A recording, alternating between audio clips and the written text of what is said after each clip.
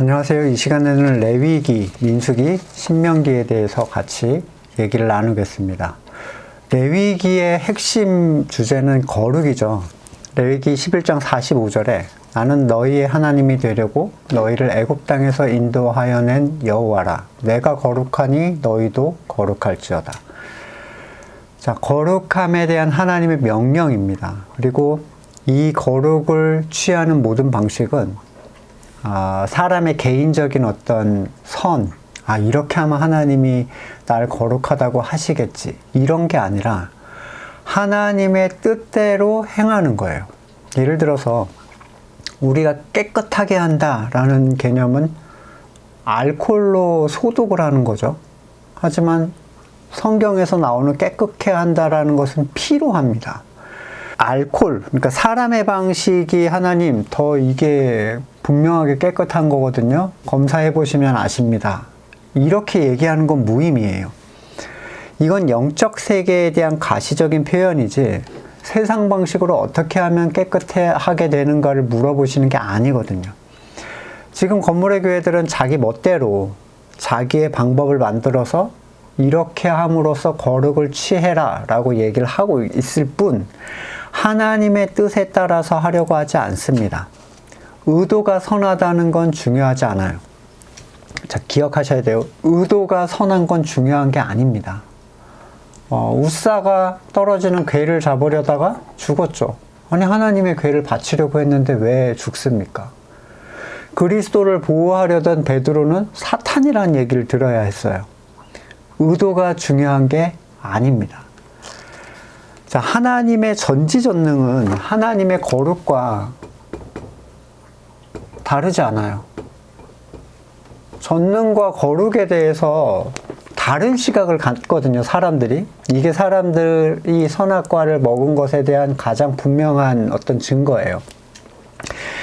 하나님의 거룩을 흉내내려고는 하는데 하나님의 전능을 흉내내려는 사람은 없습니다.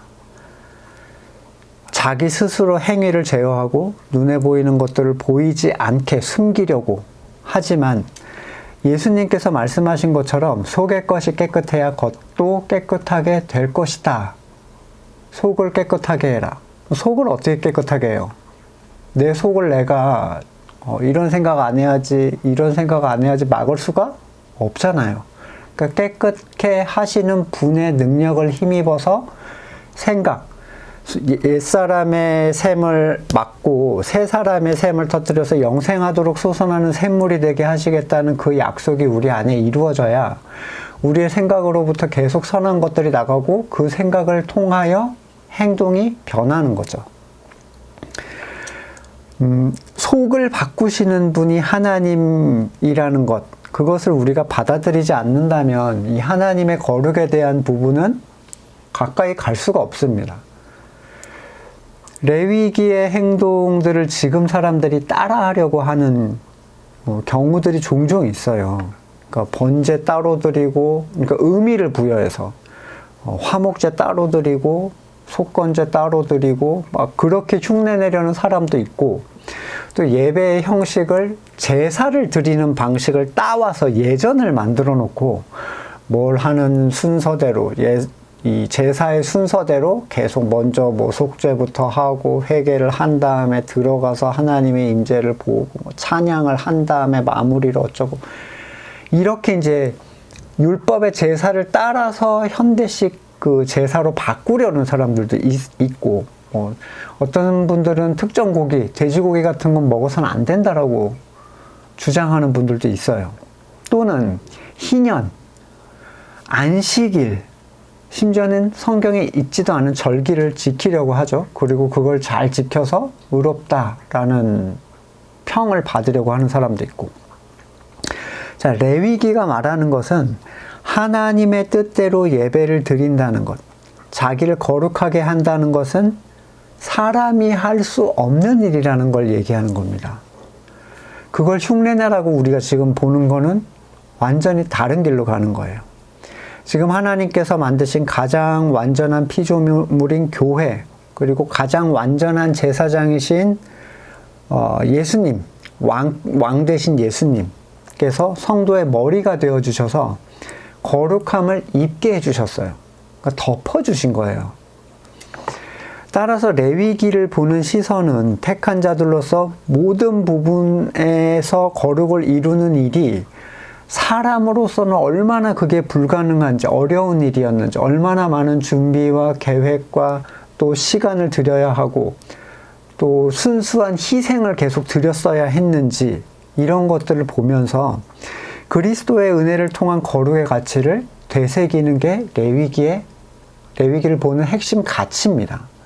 그러니까 미련하게 이 구약의 것을 따라하려고 하는 건 완전히 잘못된 방식이라는 걸 분명하게 말씀을 드립니다.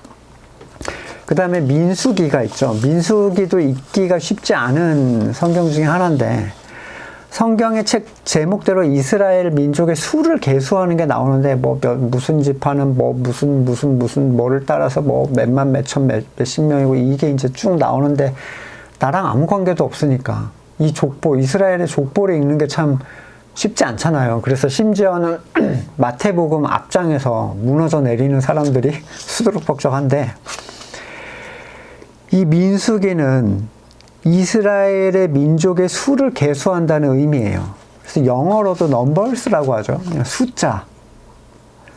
그러니까 이 숫자라는 의미가 핵심적인 메시지예요, 사실은. 이 민수기에는 두 번의 계수가 나옵니다. 1차 계수가 있고 2차 계수가 있어요. 1차는 애굽에서 나와서 광야에서 첫 번째 계수를 한 거고, 두 번째 계수는 광야를 나가면서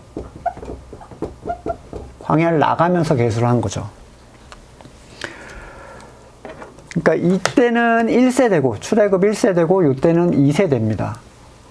근데 아주 묘한 것은 요 사이에 무슨 얘기를 하냐면, 이 계수의 사이에 반역의 역사를 계속 얘기해요.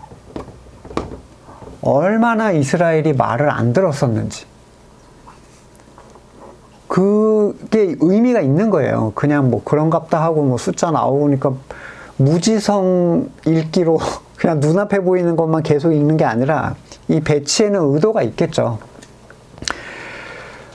숫자를 센다는 의미에서 영적 가치를 이 민수기에서 살펴보자면, 이때 계수했던 숫자가 얼마냐면 60만 가량이거든요. 60만 3천쯤 되고, 이때 60만 1천 얼마예요. 그리고 이 앞에 나온 게 얼마죠? 처음에 애굽에 들어간 숫자가 70명이죠. 물론 이건 이제 남자 장정만 포함한 숫자인데, 70여 명으로 들어간 이스라엘, 애굽의 노예가 됐어요. 최강대국의 애굽의 노예가 됐는데 나올 때 무려 60만입니다. 몇 배가 번성한 거냐면요, 대략 만 배의 숫자의 번성이 있었어요. 눈여겨보게 될 수밖에 없는 게, 어떻게 이 안에서 이렇게 강한 민족으로 자라게 되었는가. 왜냐하면 강대국 밑에 있으면 쪼그라들게 마련이잖아요. 근데 굉장히 강해졌고, 심지어는 바로가 자신의 노예로 있던 이스라엘의 강성함에 대해서 두려워할 정도로, 그래서 이 모세 때 이제 죽이기 시작하죠, 남자아이들을. 이 민수기는 사람이 이해할 수 없는 하나님의 백성의 성장에 대해서 얘기를 하는 거예요. 그래서 숫자로 세서 보여주는 겁니다.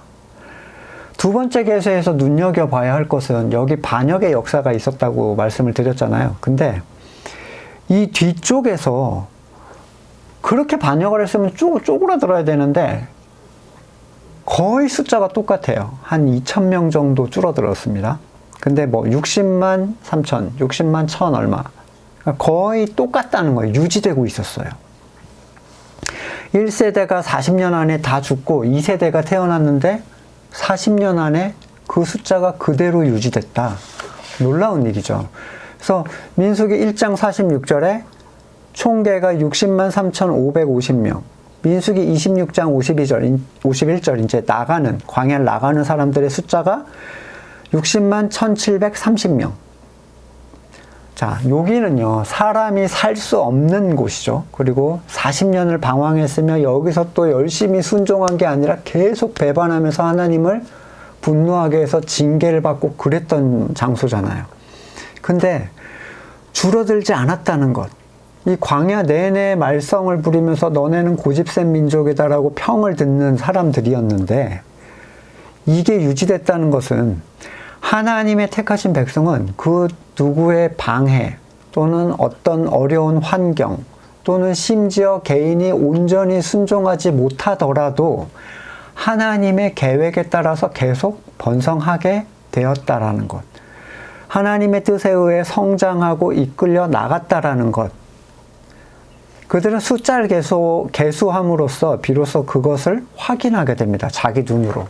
얼마나 우리가 성장을 했고 어떻게 유지가 됐고 보호를 받았었는지를 확인하게 되는 거죠.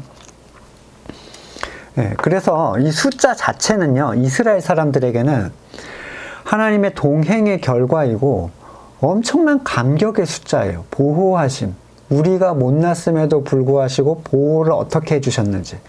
성도가 생각할 때 자신의 환경이 어렵고 또는 나 스스로 생각할 때 내가 하나님을 온전히 따라가지 못한다라는 생각이 들더라도 하나님께서는 하나님의 일을 계속 하고 계시고 어떻게든 하나님의 나라는 계속 왕성해져 간다라는 사실, 이것은 사탄도 방해할 수 없는 영역이라는 사실을 분명하게 이 민수기를 통해서 우리는 발견을 하게 됩니다. 그리고 오늘 마지막 신명기. 신명기의 뜻은 새롭게 주시는 계명이에요. 다시 반복해서 하셨던 말씀을 반복하는데 신명기는 출애굽 2세대가 가나안 들어가기 직전에 모압 평지에서 다시 하나님의 계명을 되새겨주는 모세의 설교. 특별히 뭘 얘기하고 있냐면 가나안에 들어가서 주의할 점에 대해서 얘기를 합니다. 가나안은 약속하신 땅이죠. 그들은 무려 40년 전에 그 앞에까지 왔다가 유업을 취하지 못하고 돌아갔어요. 그 땅을 얻을 수 있는 자격이 안 되는 존재들임을 발견한 거죠. 그리고 아까 말씀드린 대로 1차에서 그 1세대들이 다 죽습니다. 40년 동안. 벌을 받은 거죠. 그리고 이제 들어가기 직전의 상황인 거예요. 지금 성도의 입장에서 볼 때 하나님께서 주시고자 하는 유업이 성도에게는 분명히 있습니다.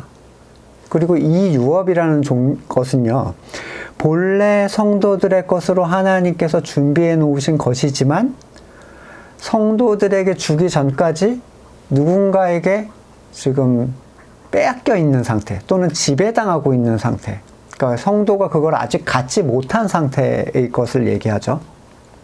이 유업에 대한 여러 가지 견해들이 있지만 어떤 사람들은 세상적 행복, 번영, 번성 이런 것들을 얘기하는데 그건 절대로 아니고요. 네. 신약 성경에서 말하는 것은 전혀 세상적 번영이 아닙니다. 복음적 가치에서. 저는 성경적 관점에서 하나님과의 관계 회복, 하나님께서 성도들에게 주시는 영적인 가치라고 이해를 하고 있는데요. 이것은 말 그대로 광야를 나온 사람들이 누리기에는 감당할 수 없는 영역이에요. 다시 되돌리실 거예요, 광야로. 너는 아직 받을 때가 안 됐어 라고 되돌리시겠죠. 이 광야를 나온 1세대, 얼마 안 된 사람들은 옛사람의 노예 근성이 굉장히 강합니다. 그리고 세상을 그리워하고 자기 선에 대한 가치가 아직도 떨어져 나가질 않았어요. 의지할 것이 없는 곳에서 하나님만을 따른다는 것에 대해 훈련이 전혀 돼 있지 않기 때문입니다. 따라서 광야의 시간이 그들에겐 필요하죠. 광야는 자신이 어떤 존재인지 발견하는 곳입니다. 무가치하고 하나님 없이는 어떤 것도 할 수 없다라는 것을 발견하는 것. 여기서 이 무능은요, 세상적 무능을 얘기하는 게 아니에요. 나 하나님 없으면 저는 돈도 못 벌고요, 공부도 못 해요. 이런 얘기를 하는 게 아닙니다. 세상에 속한 모든 사람들이 하나님 없이 그거 잘하고 있어요. 여러분도 하나님 없이 공부할 수 있습니다. 돈 벌 수 있어요. 하나님 없이 돈 벌 수 없으면은 지금 건물교회에 있는 사람들 다 거지로 살게요. 네? 세상에 속한 사람은 세상에 속한 일을 그냥 하나님 없이 할 수 있어요. 성도도 마찬가지인데 성도는 하나님 없이는 할 수 없는 게 분명히 있습니다. 하나님께 속한 일, 하나님의 의에 인정을 받는 일, 그렇죠? 하나님의 은혜가 없이는 그들에게는 사탄에 속한 것밖에 낼 것이 없어요. 그래서 계속 경고를 하는 겁니다.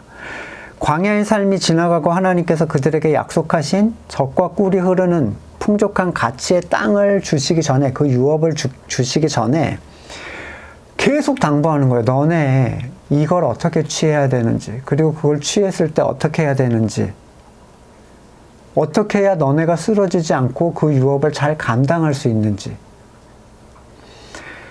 어떤 의미에서 정말로 그 유업을 누릴 준비가 된 사람들에게는 이 신명기가 정말 가치 있게 들릴 거예요. 반대로 이제 거듭나신 분들에게는 빨리 유업을 취하고 싶다 이 생각밖에, 이제 빨리 나는 광야를 벗어나고 싶다 이런 생각밖에 안 드시겠죠. 오늘은 여기까지 하고 다음 시간에 여호수아기 이후로 룻기까지 한번 같이 보겠습니다. 다음 시간에 뵙겠습니다.